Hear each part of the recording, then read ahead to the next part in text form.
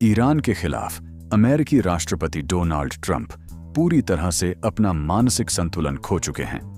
अब वो F word का इस्तेमाल कर रहे हैं, बी वर्ड नाम की गाली दे रहे हैं। अमेरिका के अंदर डेमोक्रेट्स यानी उनके विरोधी कह रहे हैं कि अब ट्रंप को हटाने का समय आ गया है और उनके खिलाफ इम्पीचमेंट मोशन यानी अभियोग प्रस्ताव लाया जा सकता है।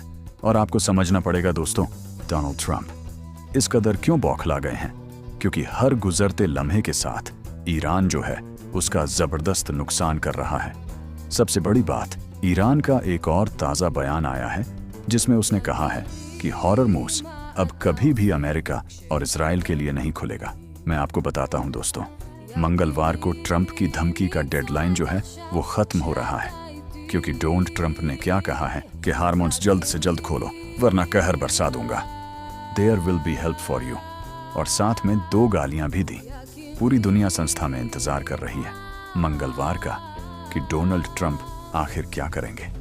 इस बीच अगर ईरान की बात करें तो ईरान लगातार इजराइल और अमेरिका के बेसों को तबाह कर रहा है। और मैं शुरुआत करना चाहता हूं दोस्तों, हाइफा में मची तबाही से।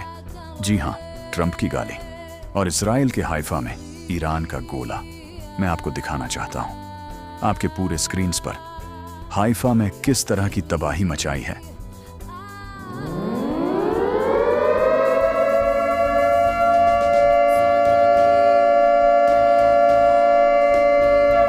दोस्तों, कल ही ये तस्वीरें सामने उभर कर आई थीं जब अमेरिका अपने एक फाइटर जेट पायलट को रेस्क्यू करने की कोशिश कर रहा था।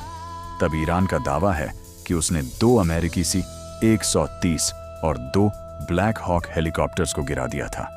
तस्वीरें इस बात की बांधगी हैं। अमेरिका का भी बयान इस मुद्दे पर आ गया है। और अमेरिका क्या कह रहा है?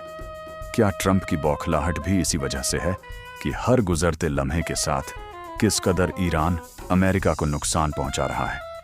इससे पहले उसका F-35 गिरा चुका है, F-15 गिरा चुका है, A-10 गिरा चुका है और अब 2 C-130 और 2 ब्लैक हॉक हेलीकॉप्टर्स। अमेरिका ने इस पर क्या कहा है? मगर जैसे मैंने बताया दोस्तों, हॉर्मुज़ के बारे में सुप्रीम लीडर मुस्तबा खामिनी के सलाहकार ने एक बहुत अहम बयान दिया है और ये कहा है कि कल को ये जंग रुक भी जाए मगर अब स्ट्रेट ऑफ हॉर्मुज़ से ना ही कोई अमेरिकी जहाज गुजरेगा ना कोई इजरायली जहाज, यानी स्ट्रेट ऑफ हॉर्मुज़ पर अब ईरान का कब्जा जो है वो पूरी तरह से फुल कंट्रोल होने वाला है। और इसलिए भी डोनाल्ड ट्रंप जो है गाली गलौज पर उतर आए हैं। मैं आपको बताना चाहता हूं कि मुस्तबा खामिनी के सलाहकार ने क्या कहा। आपके स्क्रीन्स पर ईरान के सुप्रीम लीडर के एक सीनियर एडवाइजर ने ग्लोबल एनर्जी रूट्स को लेकर कड़ी चेतावनी दी है। उन्होंने इशारा किया है कि अगर यूएस और इजराइल ने हमले और बढ़ाए तो स्ट्रेट ऑफ हॉर्मुज़ के अलावा दूसरे अहम समुद्री रास्तों को भी निशाना बनाया जा सकता है। अली अकबर विलायती, जो मुस्तबा खामिनी के सलाहकार हैं, उन्होंने कहा, अगर किसी भी तरफ से एक बड़ी गलती हुई तो ग्लोबल एनर्जी सप्लाई और इंटरनेशनल ट्रेड को भारी नुकसान हो सकता है। ईरान के स्टेट मीडिया प्रेस टेलीविजन के मुताबिक उन्होंने यह भी कहा कि रेजिस्टेंस का यूनिफाइड कमांड बाब अलमदेव स्टेट को भी उतना ही स्ट्रेटेजिक मानता है जितना हॉर्मुज़ को, सरल शब्दों में कहा जाए तो ईरान ये कह रहा है कि न सिर्फ हॉर्मुज़ बाधित होगा बल्कि बाब अल मंदेब भी बाधित हो सकता है, उसमें भी रुकावट आ सकती है। और क्यों? क्योंकि इस वक्त हौथियों और ईरान में पूरा तालमेल चल रहा है दोस्तों। और आप जानते हैं हथियों का पूरा कंट्रोल है बाब अलमदेव पर, यानी कि हॉर्मोन्स, और ऊपर से दूसरा सिर दर्द बाब अल मंदेव स्ट्रेट। ईरान के बड़े बड़े जनरल्स कह रहे हैं कि अभी तो अमेरिका को एक बहुत बड़ा शॉक लगने वाला है। सब लोग सांस थामे इंतजार कर रहे हैं मंगलवार का कि डोनाल्ड ट्रंप क्या करेंगे, मगर ईरान पूरी तैयारी के साथ बैठा हुआ है। उसके एक बड़े जनरल का बयान आया है जिसका मैं ध्यान आपकी तरफ खींचना चाहूंगा। IRGC की कुड्स फोर्स के कमांडर इस्माइल गनी ने कहा है कि कई अमेरिकी एयरक्राफ्ट को डिसेबल बंद कर दिया गया है और चेतावनी दी है कि पूरे रीजन में अमेरिका के लिए एक नया सरप्राइज इंतजार कर रहा है। क्या है यह नया सरप्राइज? हमें इंतजार करना पड़ेगा दोस्तों। और इस बीच एक और 2 अप्रैल को ईरान ने इजराइल की ड्रोन फैक्ट्री पेकवा में जिस ड्रोन फैक्ट्री पर हमला किया था उसकी तस्वीरें सामने आ गई हैं। प्रेस टेलीविज यह दावा कर रहा है कि ये ड्रोन फैक्ट्री पूरी तरह से तबाह हो गई है। हम इसका फैक्ट चेक भी करेंगे, मगर सबसे पहले आपके पूरे स्क्रीन्स पर मैं तबाही का मंजर दिखाना चाहता हूं। दोस्तों, आप मेरी आवाज नहीं सुनेंगे, मगर करीब 1 मिनट का ये वीडियो है। एक और 2 अप्रैल में जो तबाही मची थी, उसका मंजर प्रेस टेलीविज कह रहा है कि ये ड्रोन फैक्ट्री पूरी तरह से तबाह हो गई है। इसकी हकीकत क्या है, बस कुछ देर बाद मैं आपको दिखा रहा हूं। आइए देखते हैं पैतिकवा की ड्रोन फैक्ट्री में तबाही कैसे हुई। एक इसराइली न्यूज एजेंसी ने कहा है कि यह ड्रोन फैक्ट्री पूरी तरह से तबाह हो गई है। तो क्या दावा किया जा रहा है?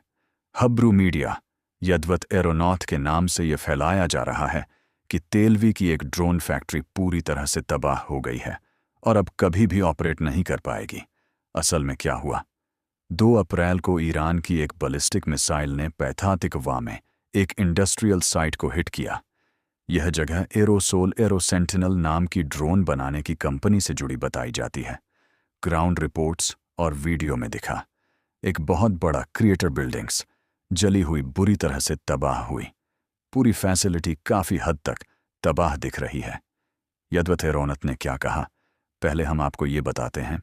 उन्होंने ये कहा कि फैक्ट्री को सीवियर या सिग्निफिकेंट डैमेज हुआ है। मिसाइल ब्लास्ट सीधे या बहुत पास में हुआ, यानी उन्होंने डैमेज को गंभीर बताया, तबाही को गंभीर बताया, लेकिन पूरी तरह खत्म या कभी ऑपरेट नहीं करेगी, ऐसा नहीं कहा। आपको समझना पड़ेगा दोस्तों कि इस टारगेट पर जो हमला किया गया है उसके मायने क्या हैं, जो अब मैं आपको सरल अंदाज में समझाना चाहता हूं। ये टारगेट क्यों इंपॉर्टेंट है, क्यों अहम है? एरोसेंटिनल, एरोसोल टैक्टिकल और सर्वेलेंस ड्रोन्स बनाती है। इजराइल की ड्रोन सप्लाई चेन का हिस्सा है, इसलिए इस पर हमला एक किस्म से रैंडम नहीं बल्कि सामरिक टारगेट माना जा रहा है, स्ट्रैटेजिक टारगेट माना जा रहा है।